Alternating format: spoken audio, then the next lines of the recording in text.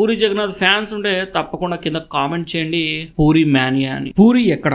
పూరి జగన్నాథ్ ఇప్పటికే లైగర్ తో pan Indian cinema తీసి హిట్ కొట్టడానికి ట్రై చేసి పాన్ ఇండియన్ ఫ్లాప్ నైతే కొట్టారు. దాంతో మళ్ళీ బౌన్స్ బ్యాక్ అవుదామని ఇస్మార్ట్ శంకర్ తో డబుల్ ఇస్మార్ట్ అని ఒక సీక్వెల్ తో అయితే మన ముందుకు వచ్చారు. కానీ ఆ సినిమా కూడా నిరాశపరచడంతో పూరి జగన్నాథ్ మళ్ళీ ఏ హీరోతో ముందుకు వస్తాడని చెప్పి అందరూ వెయిట్ చేస్తున్నారు. అయితే ఇప్పుడు పూరి రాబోతున్నది పూరి జగన్నాథ్ వాళ్ళ కొడుకుతోనే అని చెప్పి బయట అయితే టాక్ వినిపిస్తుంది అనమాట.